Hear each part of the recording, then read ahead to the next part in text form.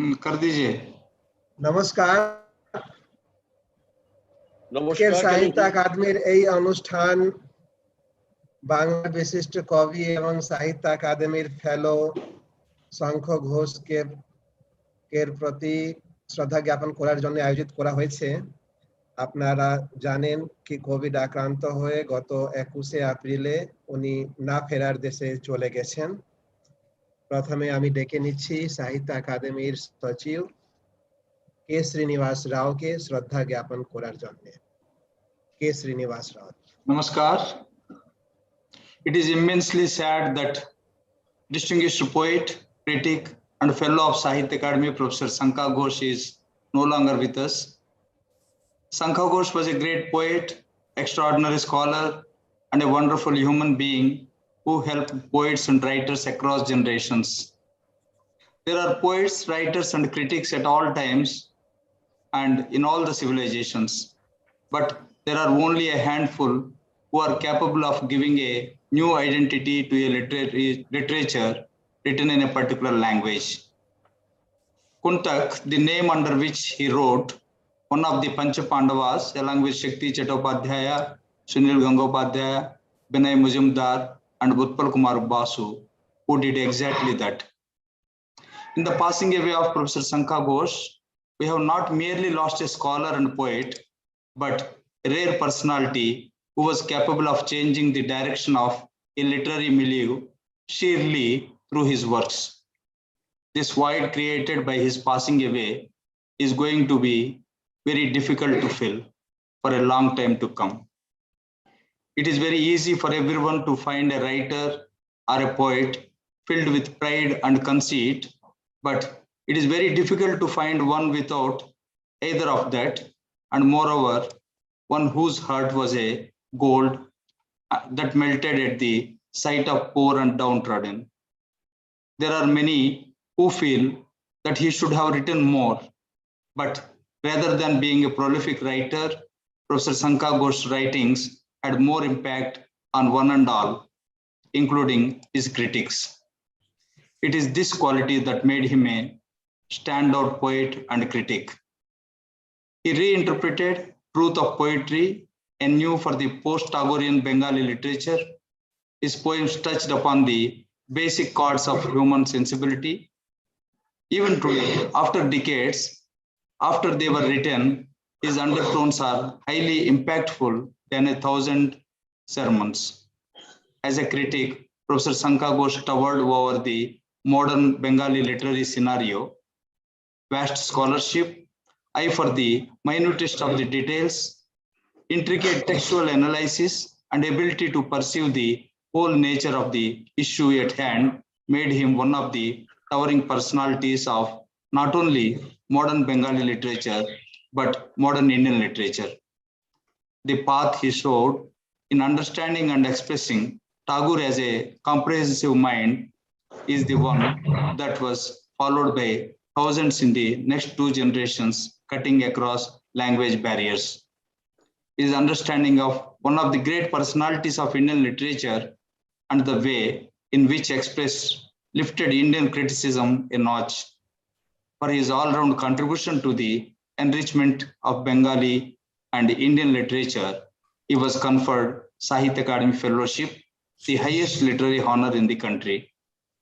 The journey, which commenced with Yamunavati, did not stop until the pandemic felled him, but this journey was not only fruitful for him, but has been a rewarding journey for the entire writers community of India over 6.5 decades. With all humility and gratitude, we pay our homage to this gentle giant of Indian literature who breathed and expressed literature in every moment of his life.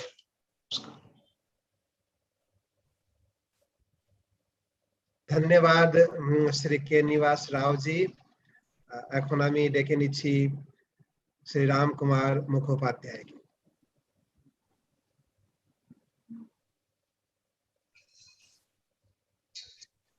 দেবেশজি, আমি kindly unmute, sir. Ram Kumar ji, kindly unmute. Unmute the mic, Ram Kumar. আমি Okay.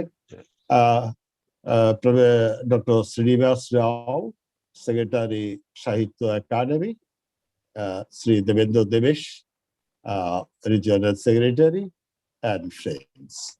I'll say a few words on Sankha Ghosh. He is such a great poet and great scholar that it is very difficult to describe him or to say anything comprehensive on him within a few minutes. But just I will give some example how he changed the idiom of Bengali poetry, how he changed the attitude of Indian Bengali scholars in the interpretation of Tagore, and how he became one of the most significant voices. As we know, Sunil Gangopadhyay and Deepak Majumdar, they started a journal called Krittivas. It was the first copy of the journal, poetry journal, was published in 1953. And in that journal, the first poem of the first issue was of Sankha Ghosh. And later on, after the initial issues were published, after the end of 1 year, Sunil Gangopadhyay made an assessment of the contribution of the poets in the previous 1 year. And there, Sunil Gangopadhyay said, I quote the Bengali line, which Sunil Gangopadhyay wrote, "Krittivasher পাতায় সবচেয়ে উল্লেখযোগ্য কবি Shankha Ghosh." The most significant poet in the pages of Krittivas is Sankha Ghosh. And later on, it was established again and again that Sankha Ghosh was the best poet of his generation. And he changed the very idiom. Actually, he was very much involved in the social movement. He was a poet of love. That is very important. Basically, he was a poet of love. At the same time, he was a poet of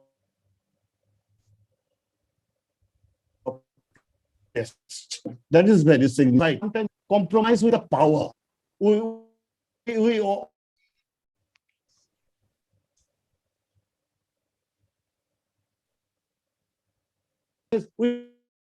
people who always stood people, and he always protested any action which went against the people, because sometimes those people who are in power, they sometimes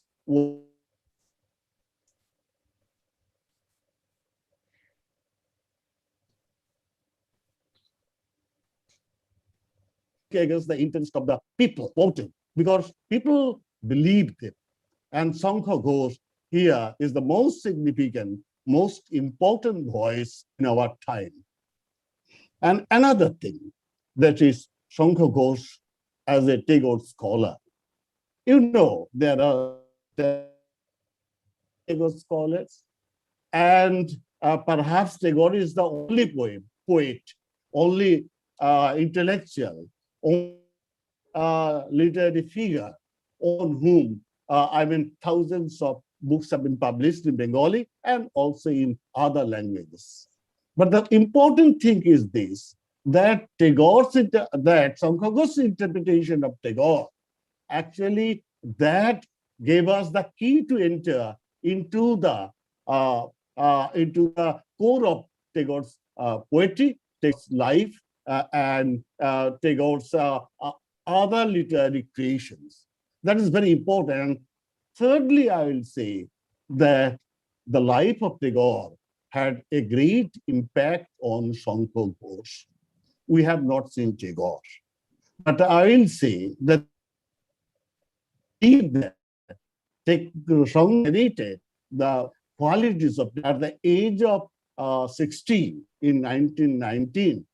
Tagore discarded the knighthood, at the age of 60, a poet is taking this decision. And so many things, he protested, he wrote so many poems, so many essays.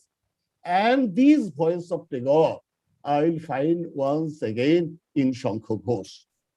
Third thing, I'll say, I like to mention one thing. He was a great poet, and he is internationally known. But most of his poems, most of his essays, most of his writings were published in little magazines. What is the readership? Sometimes 500, sometimes 700, sometimes 1,000, and sometimes less than 500 also. But Sankha Ghosh basically wrote in those journals. And if we see, you will see that the books which Sankha Ghosh books are published by very small publishers. Later on, when he was more than 60 or 65 years or 70 years, you will see some publishers, big publishers are coming, they're publishing Tagore's, Sankha Ghosh's books. Many are reprints, but basically Sankha Ghosh was a writer of the little magazine. And I remember it, that Sankha Ghosh actually, he was very close to Porichoy, a Bengali journal. He was also in the advisory board of that journal. And actually, he was very much actually involved. He was inspired also by the writers who wrote in Porichoy. And later on, he was very much close to that journal.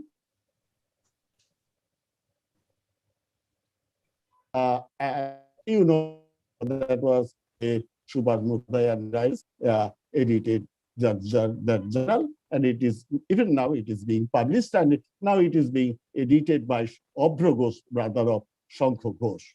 So Sankha Ghosh is the most significant poet, most important public intellectual, most powerful voice of protest in our time. And not only writers, not only poets and fictionists, but actually his contribution in the interpretation of plays, theaters. See, he has written so many articles on on Shambhu Mitto, and also on other theater personalities in Bengal. This is this is my tribute to him, and I do believe that in future the heritage of Sankha Ghosh will be followed. And this year in Sankha Ghosh, actually, in the last year, actually we celebrated 200 years of Vidyasagar's birth anniversary, and I think that in Sankha Ghosh we find the combination of two persons. One is Ishwar Chandra Vidyasagar, and the another person is Rabindranath Tagore. Actually, in Sankha Ghosh, I find that the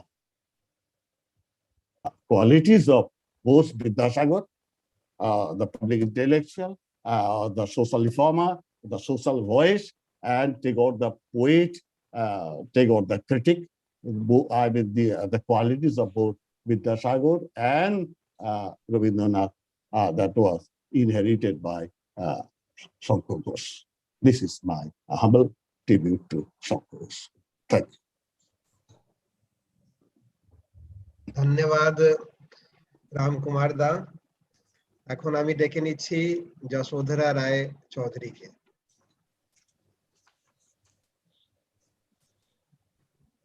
Namaskar. I feel very humbled to be invited for this program. We have grown in the shadows of Sankha Ghosh. We have seen when we were in college, even we were in school, that time his poetry books were coming out. And I remember clearly that during our college days, most of his poems which were coming out that time in the form of books were so popular. It was like being chanted by us. We were reciting his poems, and many of them, just the other day, when all our friends, we were reminiscing, everybody remembers those lines. So, for example, Mitro Babu Moshai and all these famous poems, or maybe I Aro Bedhe Bedhe Thaki, which is which is like for all times. I think I'm just trying to sum up why we feel that Shankoda's poems are always resonating with us, with our times. Whenever we are reading it, we are finding a new angle to it. We are finding it's very, very contemporary. I think one element which is very important is the element of protest, where always he has pointed out the flaws. And as the proverb goes, when your fingers are pointed to somebody, one finger is pointed to somebody, the other four fingers are pointed to yourself. Sankha Ghosh's poetry always used to criticize the self, ourselves. When we are protesting against something, we are saying that somebody else is responsible for a bad thing or something which is not acceptable. But then he is also saying that I myself am responsible. And that sense of responsibility and that sense of pinpointing our own flaws, that was very important in his poetry. And that used to give us that sort of, it used to be so poignant. It was almost like somebody hitting you, somebody giving you a punch. So that protest element was the most important, and I think during our student lives we identified with it. Later on, even recently, when he, as Ram Kumar Das said, that he is a poet of love, but when he was a poet of love, also his love poems used to feel that it, sometimes you couldn't make it out that it's whether it's a love poem or a protest poem. So that that social responsibility was all invasive in his poetry. In one word, I think he played the role of conscience for all of us for these last so many decades. And that's very unusual because when we were like in the 80s, he was young, but even as he aged, he was still the conscience of Bengal or conscience of the Bengali liberal Bhadralok or whatever you describe like. So he still played that role. And that also was mentioned earlier that whenever there was something in the society, some cultural, political, or some other disturbance, he would come out with that exact statement which we would like to repeat. We would like to, like, we would look up to him like a beacon, beacon of reason, beacon of hope, beacon of the sane mind. So, as I was reading the other day in 1984, when George Orwell wrote that we cannot do anything in our lifetime, but we have to only push the agenda of keeping the sanity. We can just increase our sanity little by little in the atmosphere of insanity is like all around us.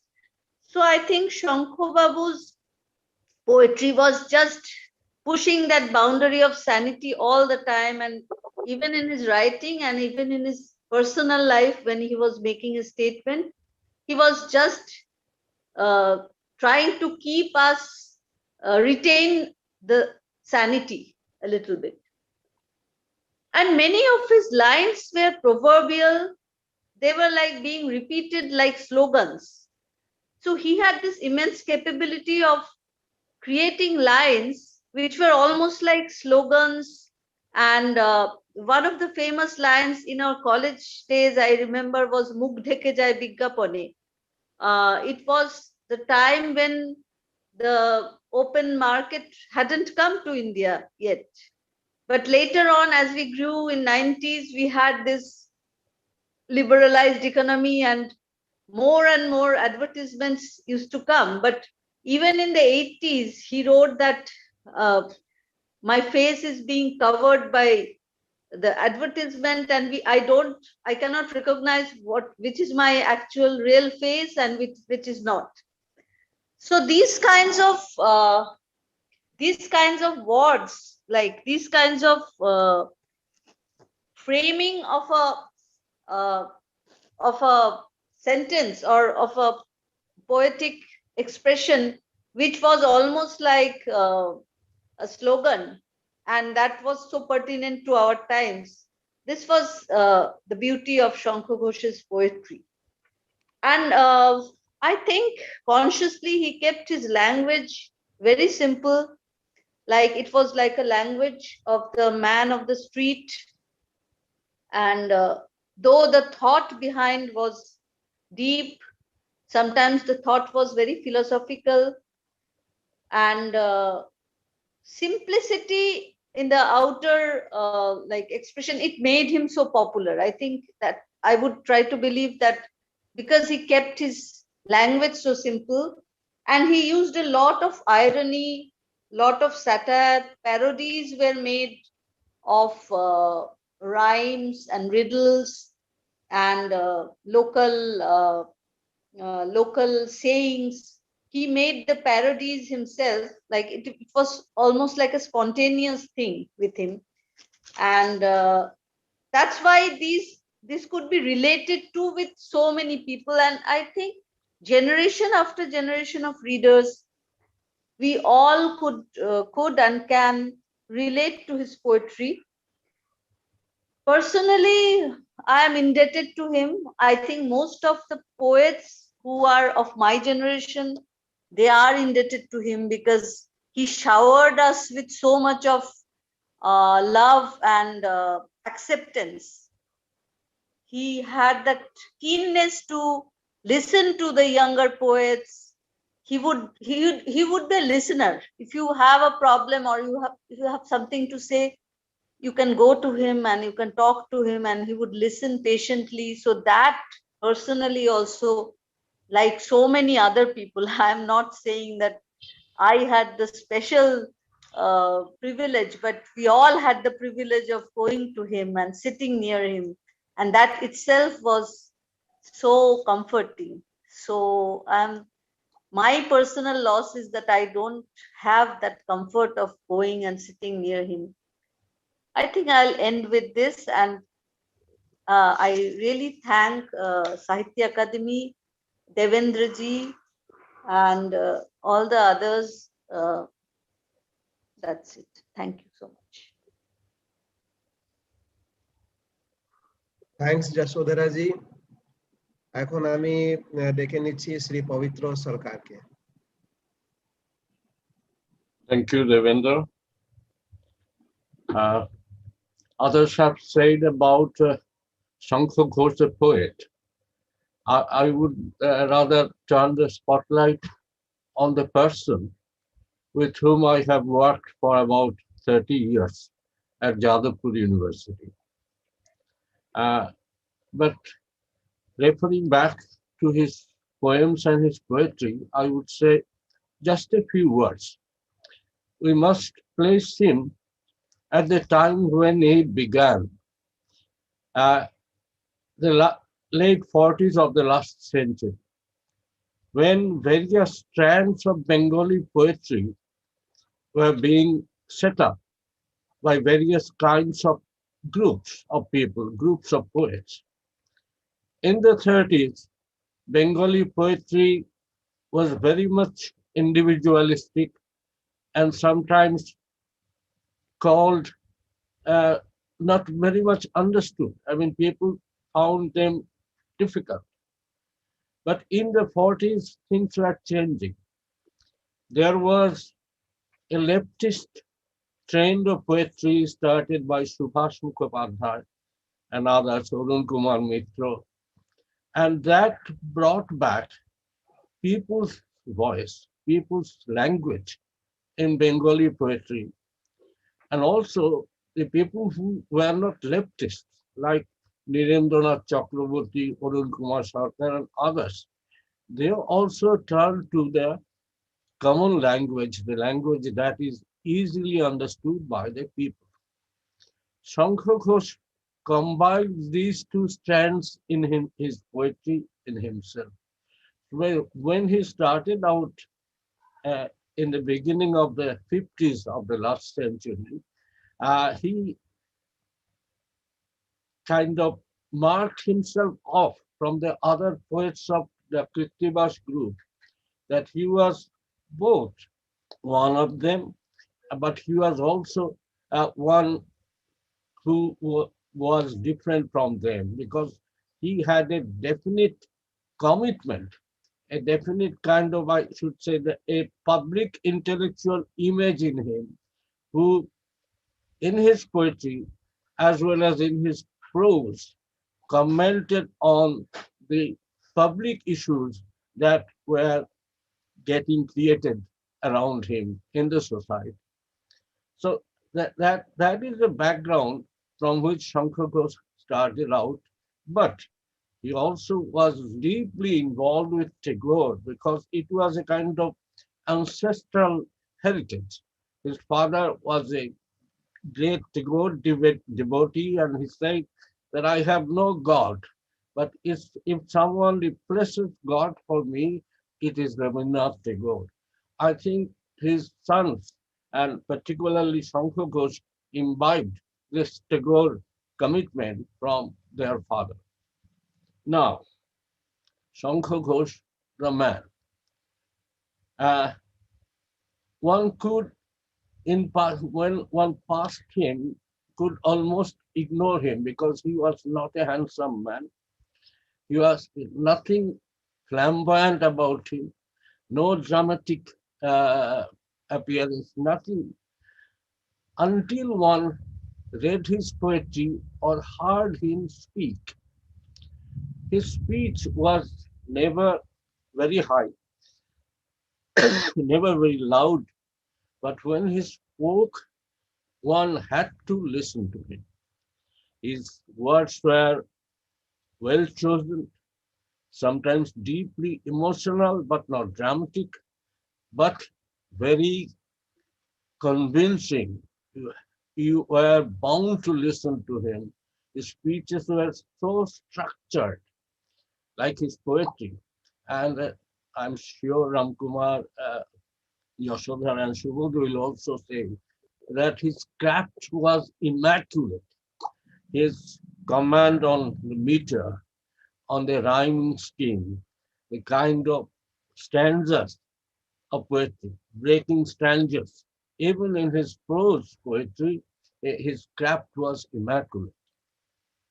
But as a man, as I have worked with him for about 30 years and have been able, like many others, to get his affection, I found him a great, great elder brother, and he actually accepted and pampered us with his affection. And he became, if I should say, kind of father confessor, as you can find in Roman Catholic churches, to whom you could say, tell everything, even your innermost secrets, you could confide to Sankha Ghosh. And Sankha Ghosh, uh, uh, like an outstanding person with deep affection, unbound affection, would suggest something that would solve your problem, solve your mental strain. And as Jashodhara said, that he was kind of father figure, I should say, maybe a brother figure to poets, young poets, to the point of being harassed. I know of incidents when a young poet knocked at his door at say 11 o'clock in the evening and said, I want to have some coffee. That kind of things happened in Sankha Ghosh's household. Sundays, you all know, Sunday there was a regular gathering of poets in his house at his flat. But when you worked with him, and his thousands of students will vouch for it, such a compassionate, such a deeply feeling person, a teacher, was very rare to find. He was not just a great teacher, he was a wonderful man. And when we went to the Jadavpur University guest house, faculty club, they say, and we spent such a 2 or 3 hours in just chat sessions in pulling one another's leg, like that of Navanita Devsen, who was very emotional and who didn't pick up her check uh, almost in all months. So we would say, tell her that give us the checks. You don't need any money at the end of the month. Give us the checks. So this kind of things went on. Along with that, intellectual discussions about literature in general, literature of the third world, literature of Africa, literature of Latin America, and with such discussions taking part in which, say, many friends of our Jadavpur Comparative Literature Department also participated. Omiyo Dev, Subi Rai Chaudhary, Manavendra Bandyopadhyay, they also, Shapon Mujumdar, they also sat with us in these chat sessions. And we got the energy back, the energy we spent for the day, we recouped that energy back, and we were ready for the next day's thing. But as one would look at him, Sankoda, look that he didn't dress like others. We dressed um, as we like.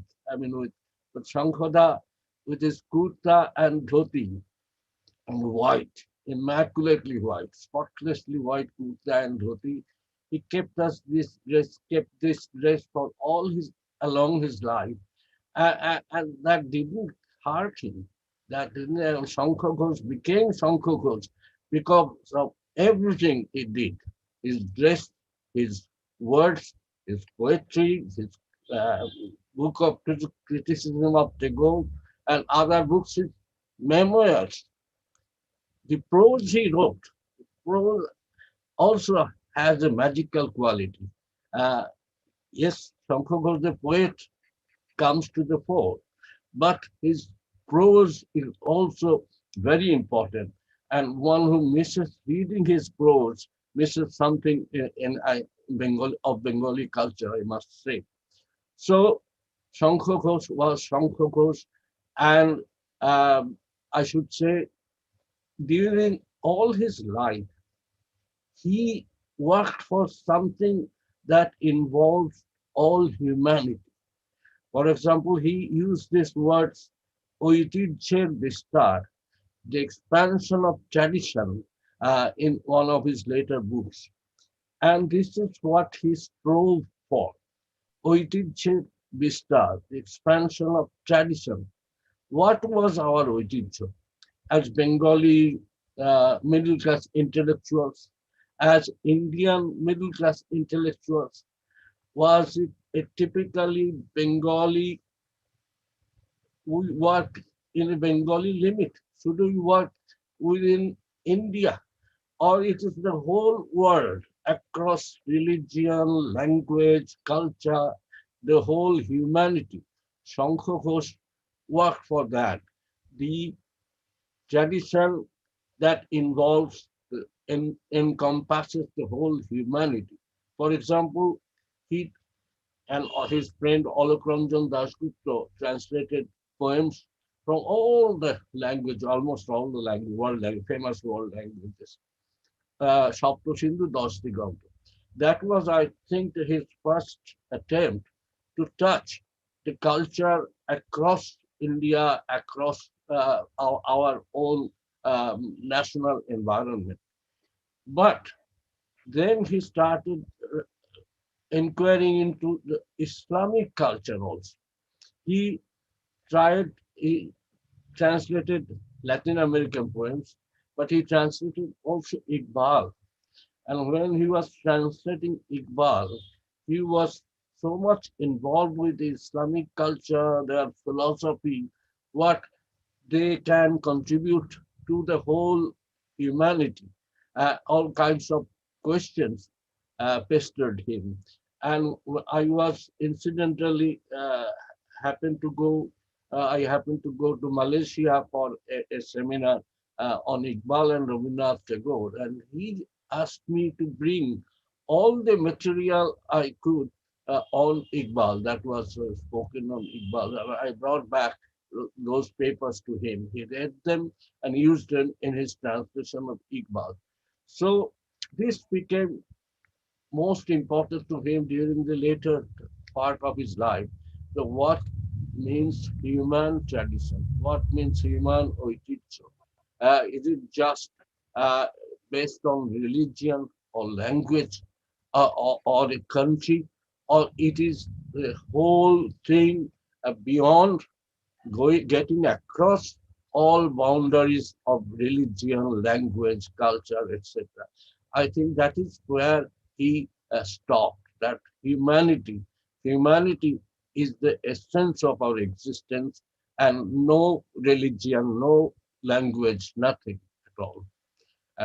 And with this, I respectfully pay my homage to my elder brother, Sankha Ghosh. Thank you. Thanks পবিত্রদা। এখন আমি ডেকে নিচ্ছি সম্রাজ্ঞী বন্দ্যোপাধ্যায়কে।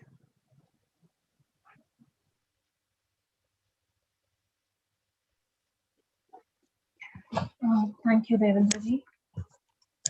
Am I audible? Yeah. Firstly, definitely, I will like to say that I'm already feeling very humbled and honored to be able to be part of this program organized by Sahitya Akademi for paying this tribute to Sankha Ghosh. Also, I'm not forgetting that I'm sitting with poets and authors who have known Sankha Ghosh for many, many decades. And I have known him for, I think, 1 decade and few years and not more than that. But yes, this is true that I'm very lucky to get his affection and love among very few of my generation.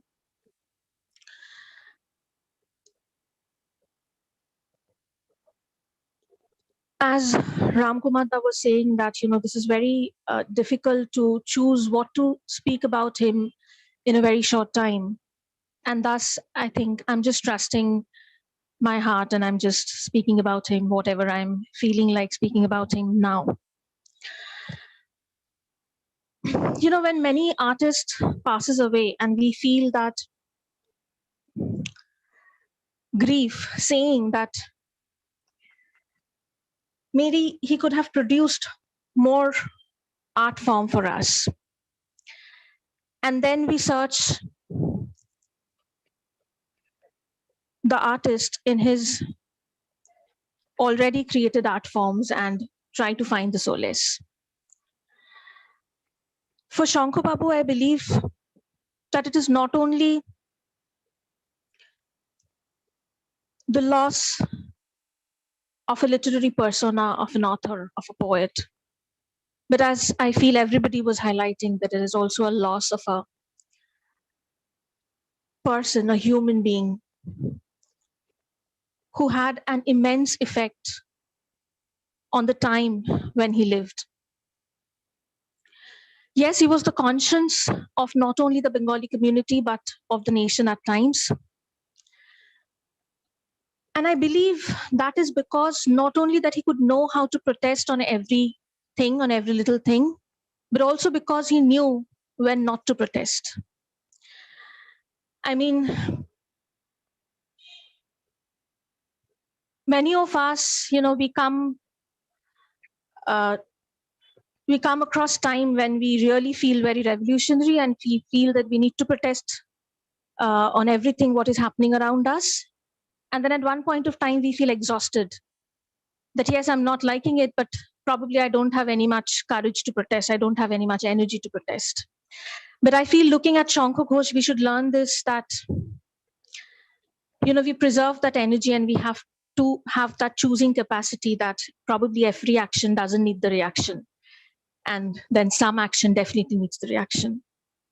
And I think these little things made him the conscience of not only a community, but of a time also. Talking about his poetry, I think all my senior poets are here and they have already spoken about it and they'll be speaking about it also. But I would like to just point out that while reading his poetry, what I've always felt is that, while reading poetry, at times we feel restless. And reading some poetry, we feel the calmness within us. And Sankha Ghosh's poetry always led us to that path, where we could find the solace, where we could find the calmness. And it also had a connection with, I believe, spirituality, if I can consider spirituality in connection with philosophy. I would also like to say that not only poetry and his prose regarding, Tagore, his understandings of different books, his translations, but also one of the very important work that he did was the books which he wrote with the name Kuntak, and he wrote books like Shabdo Niye Khela and Kotha Niye Khela, where he wrote about language so easily not only for the kids. I believe when we read Shabdo Niye Khela or Kotha Niye Khela, we discover the Bangla language in a new way. And Pavitra Babu is here and he will be better in saying this. But definitely I feel that is also a very important work of Sankha Babu.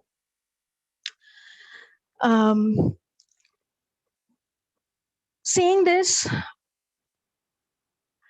I would like to just talk about a little anecdote from one of my memory, from one of the many anecdotes in my memory.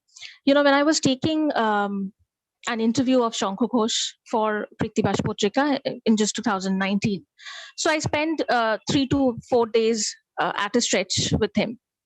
So one day evening, I was taking the interview and I was, asking questions. He was thinking, he was answering, I was writing it down.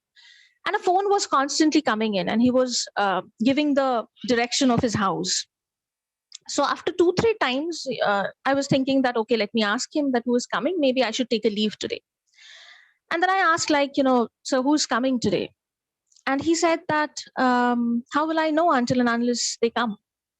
And I was very astonished. And I said, so you don't know who's coming and you're giving the direction of your house?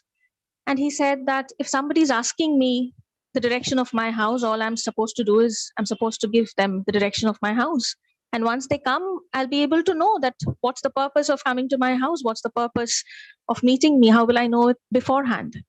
And definitely I was very astonished. And then 2 young men came and they said that they have come from Maharashtra. And while taking leave, they said that, we came to Kolkata and how could we went back without meeting you? And they took a leave. So of course, I was expecting that Sankha Babu will be very happy, with meeting 2 young person who said that, coming to Kolkata and not meeting you is not possible. But I found him to be very upset. And I'm not sure, probably the question was very much visible on my face. So taking a pause for a few minutes, he looked at me and said, Ami bodhoy ekta bostu hoye gechi. Probably I've turned into a thing that people come and say that they just wanted to see me. They didn't have anything to tell me. And of course, I said that, why are you thinking like this? Because people often visit place and people visit mandir and masjid. People try to see God. So maybe they have come to visit you. And definitely I got a thorough scolding for telling that he's a God-like person. So, okay, after getting that scolding and trying to get back to the interview, I think I couldn't concentrate on the interview on that particular evening because something else was going in my mind. And that is that, you know, how his life always merged with his writing. As you know, Gandhi said that Mera Jeevan hi mera sandesh hai. As Pavitra Babu was saying, that all that he did, his dress, his work, his writing, his speech, everything added to what he was. So I was thinking that when he was writing Mon ki aajo lalun chai, mon ke bolo na. And I was thinking that it's not that he merely wrote one line and we just loved it so much. He practiced it, and it takes lots of courage. It takes a lot of patience and I believe practice to make it a part of one's life. That the heart will always need the pampering, but it is a practice of the life that we should not do that. And he never showed it very specifically. He didn't come and tell me that, you know, this is what I wrote and this is what I did. No, he didn't tell me that. But his performances, his acts always told us that what he believed. And he believed that not only for his prose, for his poetry, for his work, for his speeches, but he believed them for his life. And I believe that is what made Sankha Ghosh who he was. And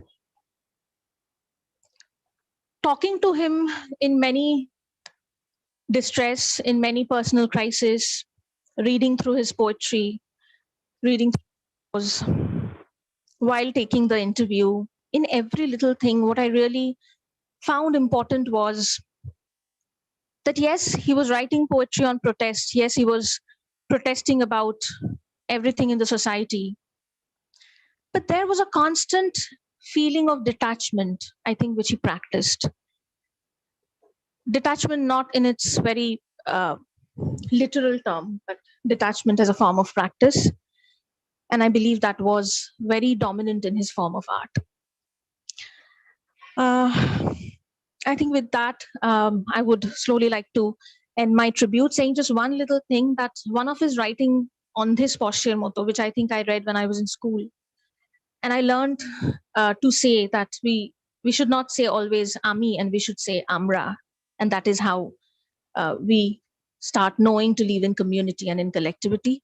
So in this very trying time, in this very hard time, when we are remembering Sankha Ghosh, I believe that I would like to pay my tribute to him, saying this, that we will try to remember this, that we will try to remember that Amra is much bigger than the Ami, than the self. Thank you so much. Thank you, Sahitya Akademi. Thank you, Devesh ji, Mr. Rao. And my respect to Pavitra Babu, to K. Sachidanandan ji, Shubhodda, Joshudi, Prabodh ji, Ramkumar da, everyone, Shangjukta di, everyone. Thank you. Thanks, Samraki. I may now request Sri Prabodh Parikh ji to say a few words.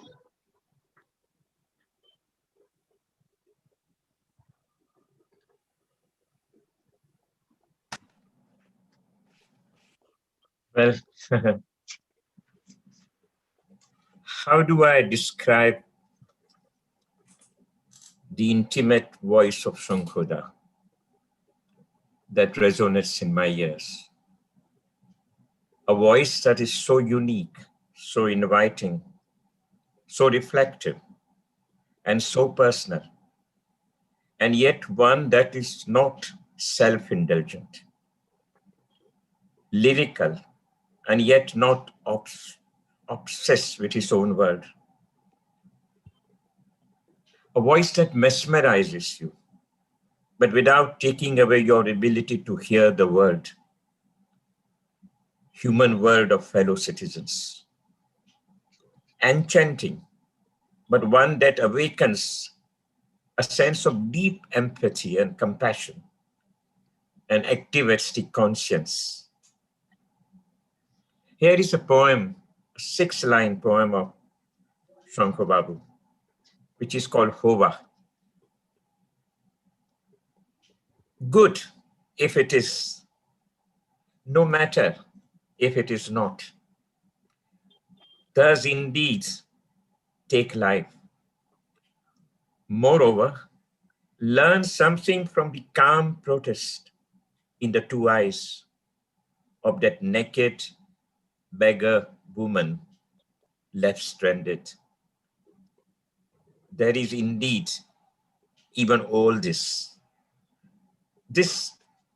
remarkable way by which Shankha Babu could sum up the entire sense of being human, and at the same time, with compassionate pointer, bring one little word of a beggar woman stranded, simply transforms the way we read poetry and understand what is it to be moved by a lyrical impulse and what is it to have a voice that resonates in you. Well, this voice, Sankha Babu's voice, I really mean his actual voice and not the voice that comes up in a poem. Of course, it does that also.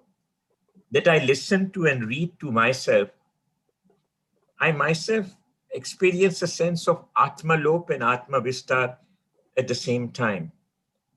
Because this voice is a witness. It's an active witness, involved in taking risk, speaking up, but tenderly, rooted in the ethos of the given moment and yet weaving the timeless moment into it. Fully in charge, able to articulate, but not given in the temptations of the enchantment. It embodies the full truth of what he must have got from Tagore, I'm sure. Tata kim, tarpor ki. Yes, you've given me everything I wanted, but then what? So this refusal to be enchanted and at the same time to keep alive the lyrical impulse has puzzled me and at last has made me discover a poet who takes me little further than my enchantment with Tagore for last 6 decades. Sankha Babu refuses to be clever. In one of his major poems, he says that very well. He says he prefers to be more kobodo kintu samadhik noy. It very well knows that deep inside shunner, vitor, emptiness, there are so many waves within this emptiness. Don't you know?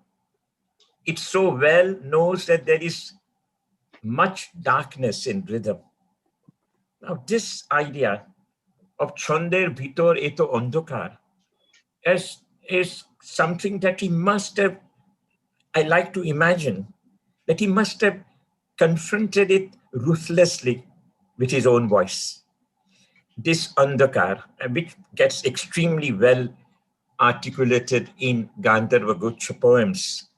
But this poem has really hit me very hard. And that is when I discover that what is it about Shankhoda that I have found so extremely compelling. That takes me back to Tagore.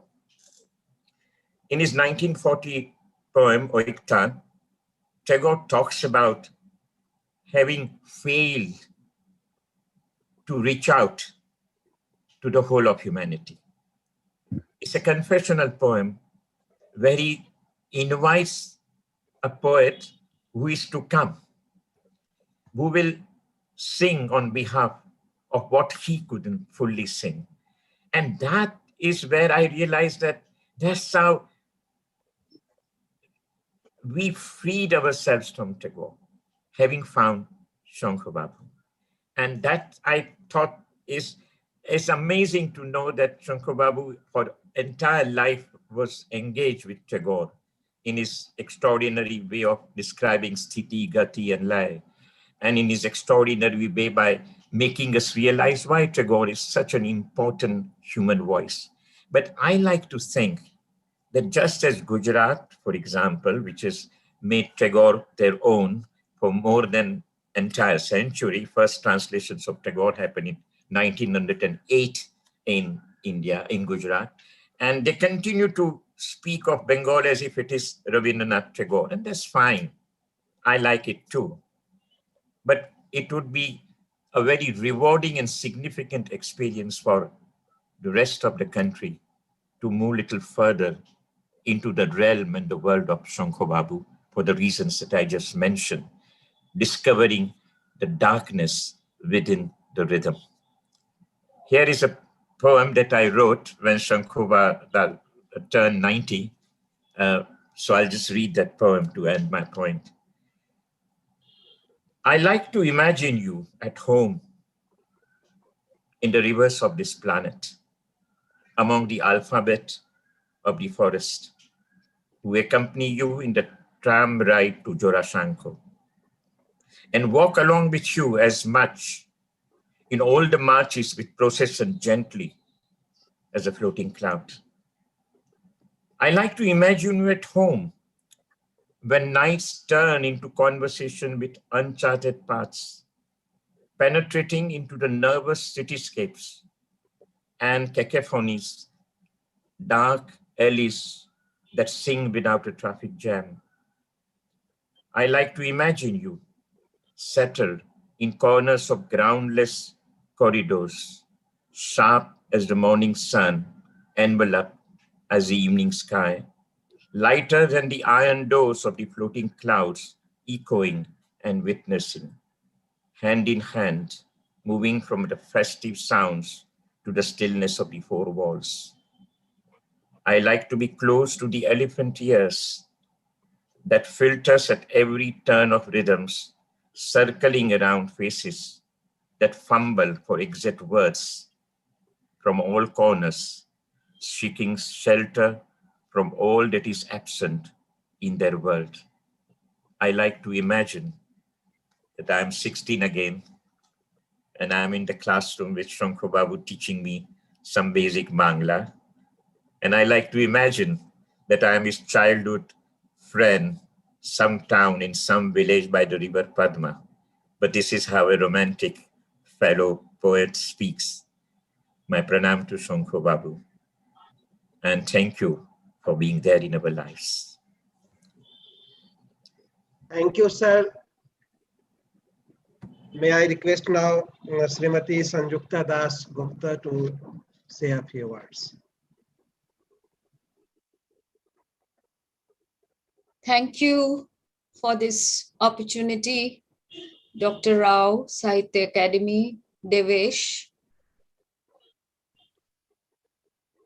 In this galaxy of scholars who have been working on the various texts of Sankha Ghosh, my own perception about him as a person began when in the year 2018, he agreed to be the president of the advisory committee of the Intercultural Poetry and Performance Library that was run from ICCR Kolkata till the pandemic. To me, Sankha Ghosh has always appeared special. And as Pavitrada has pointed out, it was his visual appearance which struck me. First of all, his preference for wearing the dhoti and what we call in Bangla Punjabi or kurta, clad invariably in these clothes throughout his entire life, through the period of colonial India, post-colonial, independent India, the era of globalization. This was an assertion of an image and identity that was totally integrated and did not surrender to sartorial colonization or cultural colonization. Professor, poet, critic, public intellectual, Sankha Ghosh has been a towering figure in the domain of modern post-independence literature in Bengal, India, and also the world. Wit, humor, irony, angst, protest, empathy are all integrated in his literary contributions. In his very well-known book, Kobitar Muhurto, which ran into more than 8 editions, he wrote a very short poem titled Bhir. I will read it in the Bangla original. Bhir, ছোট হয়ে নেমে পড়ুন মশাই, সরু হয়ে নেমে পড়ুন মশাই, চোখ নেই, চোখে দেখতে পান না, সরু হয়ে যান, ছোট হয়ে যান, আরো কত ছোট হব ঈশ্বর, ভিড়ের মধ্যে দাঁড়ালে আমি কি নিত্য আমারও সমান সদরে বাজারে আড়ালে। A more scathing commentary on our dehumanization cannot have been worded with such power, such combustible precision. I also would like to read an excerpt from the Secretary of the Sahitya Akademi, erstwhile Secretary, Nirmal Kanti Bhattacharya's essay on Sankha Ghosh, where Nirmal Kanti observes or recounts Sankha Ghosh won the Saraswati Samman of K.K. Birla Foundation for 1998 for his poetry collection Gandharbo Kobita Gucho, and the presentation ceremony was slated for end 1999 or early 2000. When he learned that the foundation had invited the then Prime Minister of India, Atal Bihari Vajpayee, to give away the award, he informed the foundation through a letter that he would not be able to attend the function. No mincing of words. He clearly argued that Mr. Vajpayee was heading a government which came into power, cashing in on the divisive politics involving the Babri Masjid and Ram Temple. He politely wrote that he had nothing against the foundation, nor was he rejecting the award. It was only that he did not want to have any truck with the government of India. Later, the award, plaque, citation, etc.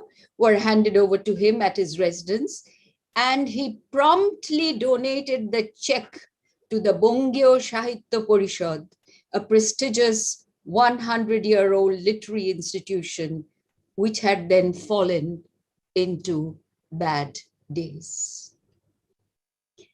Again, in a relatively recent interview with Nirmal Kanti Bhattacharya, which took place in 2017, Sankha Ghosh had said, "When I started writing poetry, there was an overdose of what is known as poetic language in my writing. I also adopted that. Many readers liked it also. Then something happened. I became tired of reading a lot of poetry happening around. That is, when a reaction started forming inside me against the poetic language. I started writing short poems with the language of people's daily intercourse. Communicative poetry, the new genre that he began in modern Bengali poetry. Perhaps the most famous example of this style is the titular poem of his 1984 anthology, which has been referred to many times now, My Face is Covered with Advertisements, মুখ ঢেকে যায় বিজ্ঞাপনে। একলা হয়ে দাঁড়িয়ে আছি তোমার জন্য গলির কোণে ভাবি আমার মুখ ভাবি আমার মুখ ঢাকবো, মুখ ঢেকে যায় বিজ্ঞাপনে। একটা দুটো সহজ কথা বলবো ভাবি চোখের আড়ে, জৌলসে তা জ্যোতিষে অথয় বিজ্ঞাপনে রণ বাহারে। Alone I wait for you in the lane to show you my face. My face is covered in advertisements. This caveat is what we need to remember, those of us who are practicing poets and thinkers. Thank you so much. Thank you, Sanjukta Di. Now, I request Sri K. Sachidanandan Ji to say a few words.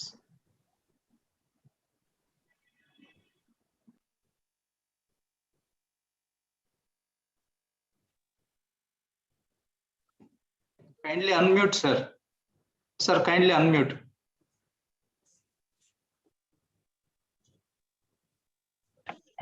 So,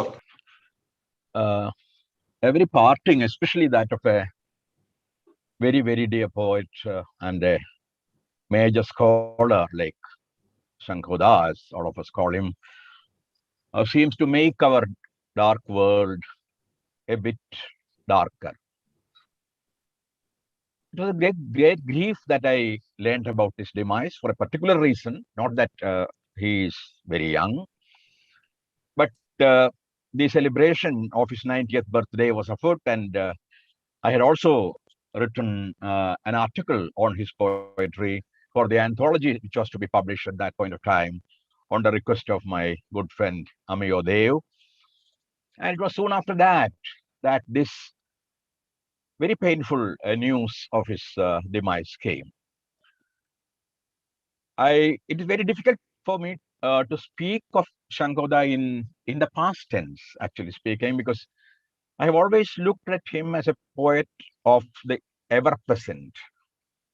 He was a poet of suggestions, a poet of subtleties, seldom strident or flamboyant, even when he dealt with themes which were sometimes very topical. So he was very different from many of his contemporaries in being so subtle in the tone of his poetry.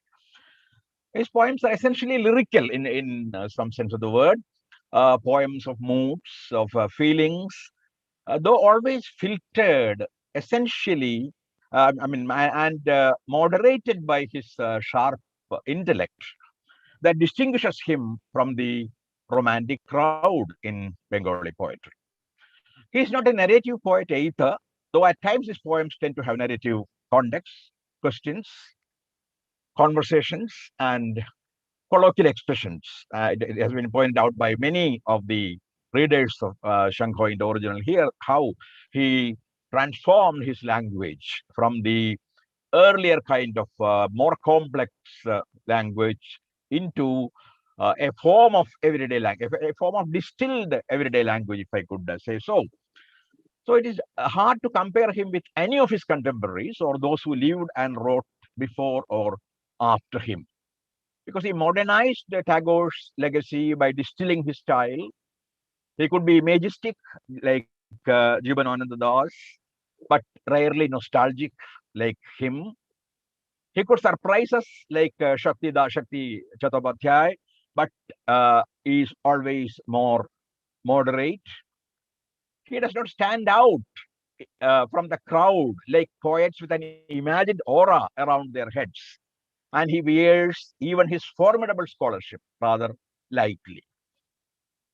The two primary qualities that generally I look for in poetry are freshness of image and metaphor, and simplicity combined with the depth. Of course, also an element of surprise, if I could so say so. And no poem of Sankha Ghosh has disappointed me on all these counts. And I love the tentative, inconclusive nature of his poetry that is free of assertions that many contemporary poets are fond of. There is nothing crude about his poems. He works on language like a sculptor and is never tired of chiseling his lines to possible perfection. Uh, I would not go long because I'm not an authority on Sankha Ghosh in any sense. I've read him in English translations and also in some Malayalam translations and a few Hindi translations mainly.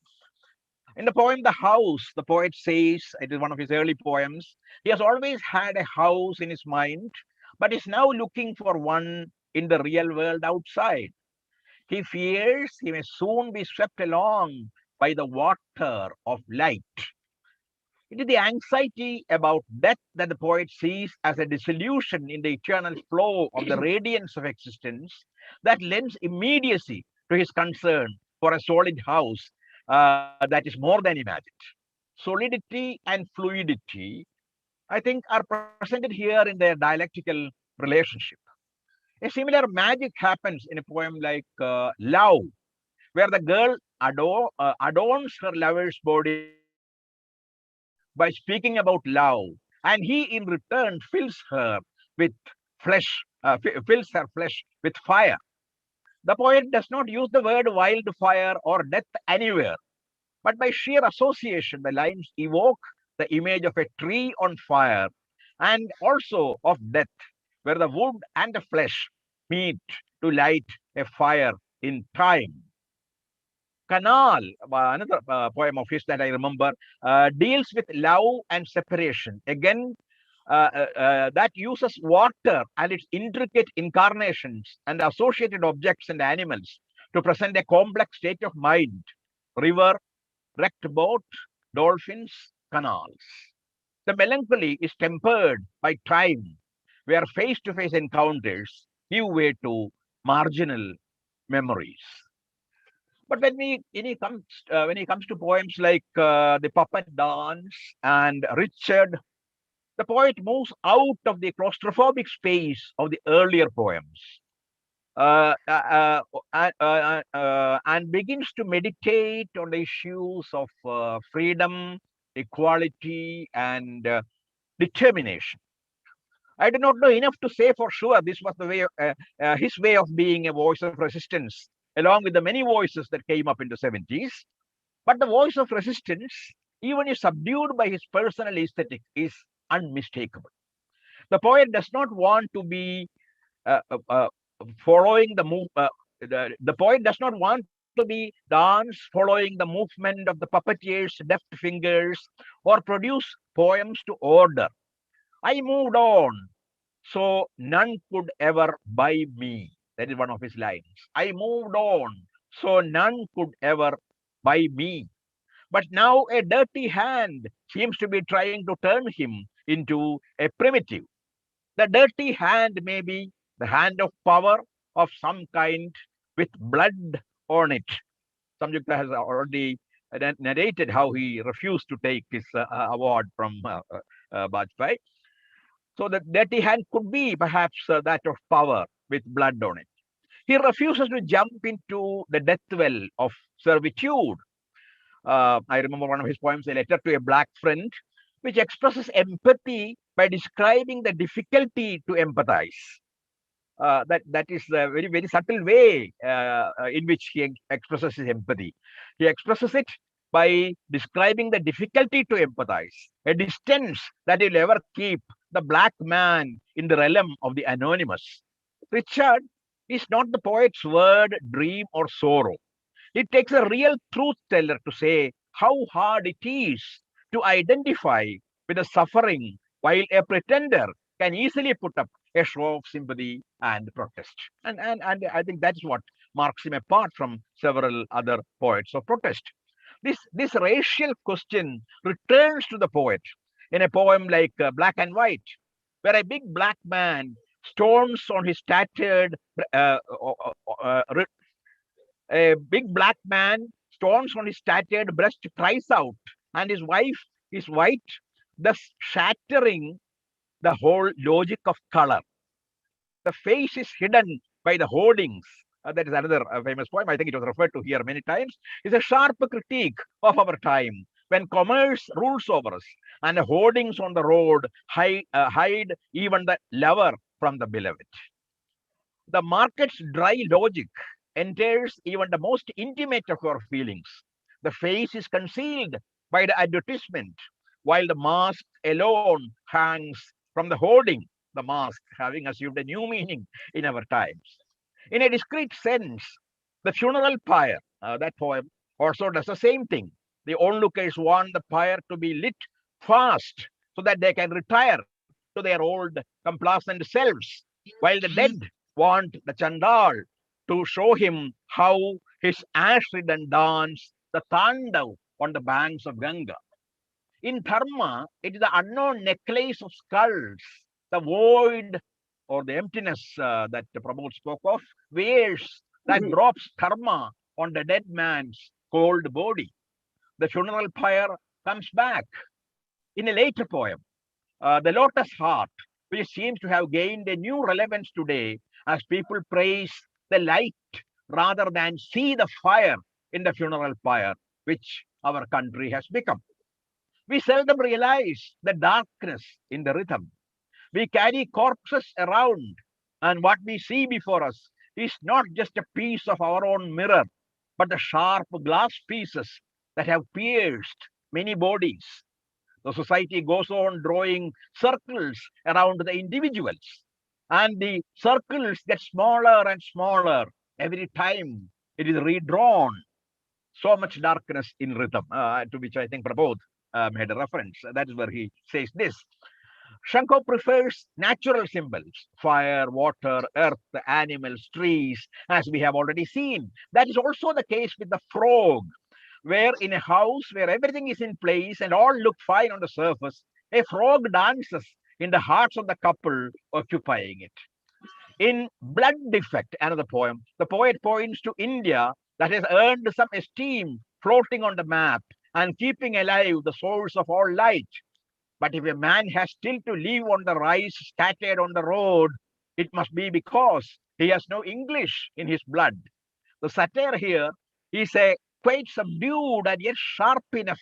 It is subdued yet sharp enough to reveal the colonial mindset that we still carry as a source of all our privileges. Shankar's concept of poetry, I'll come to an end, is mostly revealed through the poems themselves.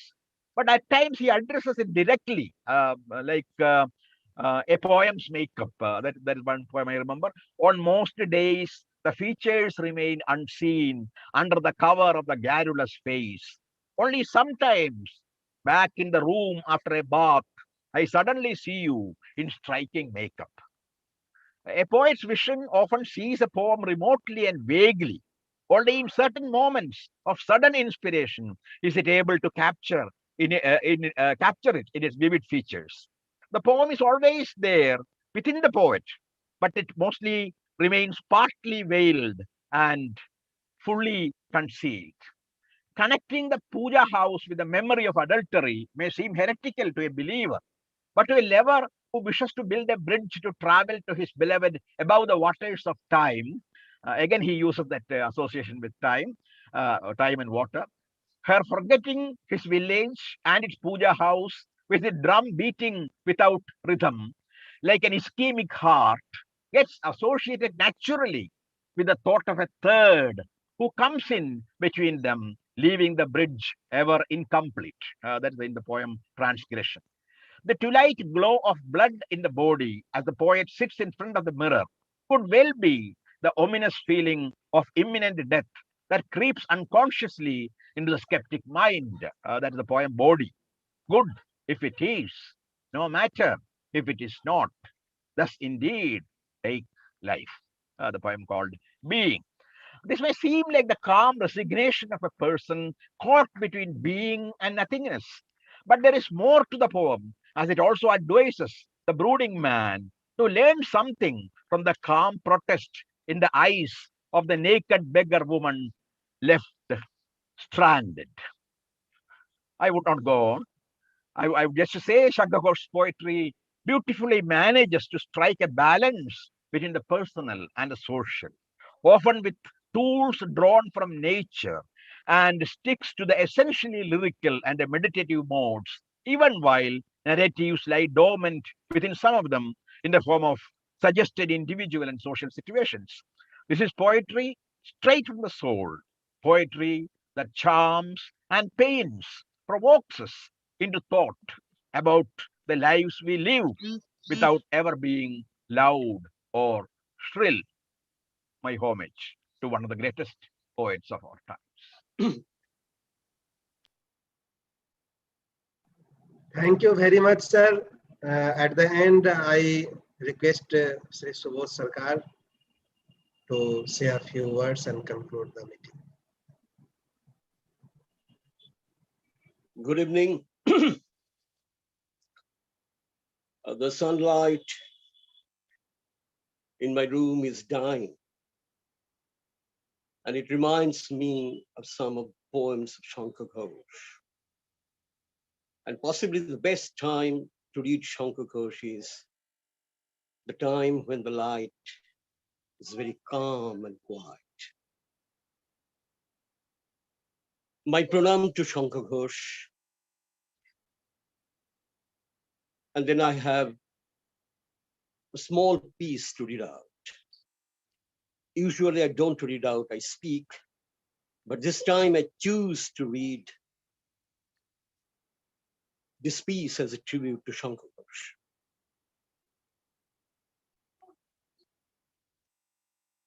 With the demise of Sankha Ghosh, we come close, very close to the end of a generation of poets that enriched the poetry in post-Jivanananda era with new dynamics and directions. His was the voice of the people in awe and agony. His was the voice of the subaltern. His was the voice to define the parameters of protest. We have been talking about protest almost from the very beginning. But I believe that, his poetry, his voice, always bordered between the personal and the public. And that is the most important thing for me. Beyond these voices, there has been an inner voice that used to uncork from within the spring of kindness that elevated his poetry from gross reality, gross contemporary reality I'm talking about, the reality to sublimity, from mundaneness to magnanimity, from chaos to the quintessence of truth. Unlike the volcanic Shunil Gangopadhyay and Shakti Chattopadhyay, Sankha Ghosh intensely focused on the power of silence in words. And that's a very important thing for me to note. He always talked about silence. He talked about Noishabder Shabda. And that runs through the entire gamut of his works, including his prose.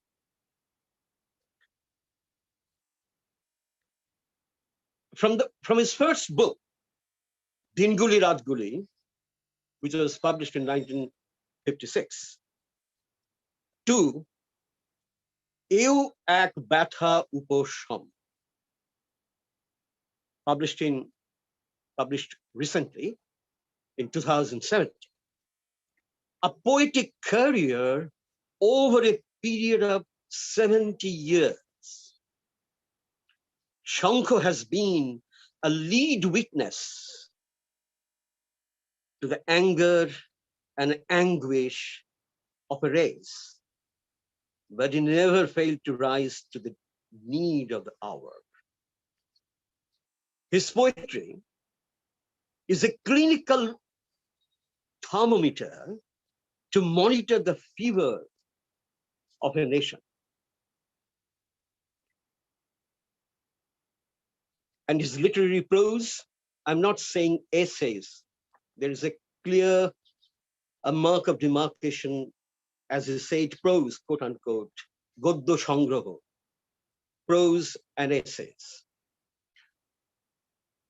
And his literary prose on Tagore as well as on Iqbal. Pavitroda has also referred to Iqbal. This would be, I mean, his books on Tagore and Iqbal would be a non-expiry ticket to immortality. For me, he is remarkable, not for ideas, not for his theories, but for a history of emotions. History of emotions, that is prose and poems interiorize. His books of essays, again, I would like to say prose, alone can take him to his posterity as a museum of nuances for future readers and writers alike. One very interesting thing for us to learn from. What is that? I was thinking about it when I was preparing this note, a very interesting thing. Whenever he had to stay away from his home, from his Kolkata home, be it IWP when he was very young, be it IWP, you know, International Writing Program at the University of Iowa. And he was the first Indian poet, he was the first Indian writer to arrive at the International Writing Program. That is the fall residency at the University of Iowa. So be it at IWP at the University of Iowa, where he stayed for, for more than 5 months, So there he worked and wrote on Victoria Ocampo's Rabindranath. The book was called in Bengali, Ocampo's Rabindranath. Be it Shimla,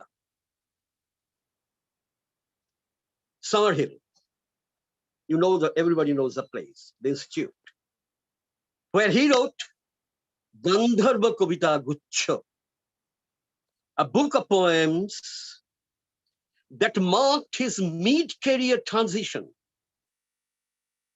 And another book, the authentic book on Iqbal, including the translation of Zavidnama, an incredible translation.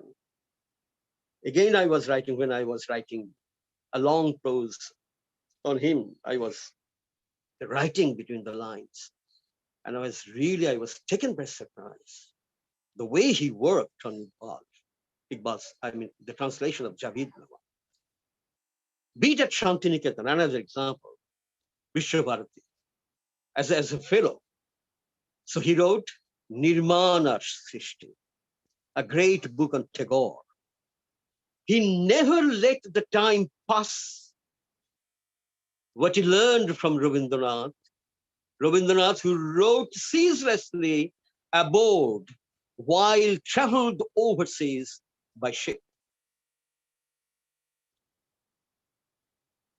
Many of us have said already, an elegant bhadralok that he was, clad in white dhoti, looked always dignified. Wherever or whether was he at the front of a protest rally on Rajpath, on Calcutta Road, or at a condolence meeting, or in a classroom, Sankha Ghosh never liked to speak at the microphone. But we, the writers, often celebrate speaking at microphones. He never wanted to speak. Very few times, maybe he spoke, you know. And but I believe that his poems spoke up, and his prose made us silent in appreciation. I would like to conclude with a poem, a famous quartet.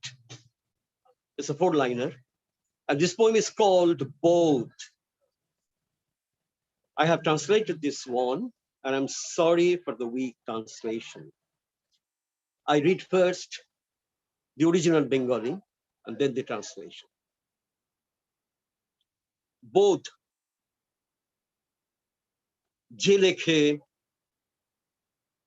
সে কিছুই বোঝে না, যে বোঝে সে কিছুই লেখে না,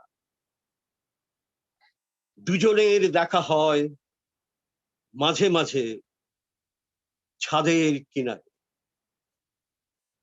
ঝাঁপ দেবে কিনা ভাবে অর্থহীনতার পরপারে।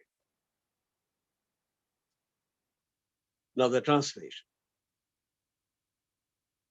He who writes does not understand anything. He who understands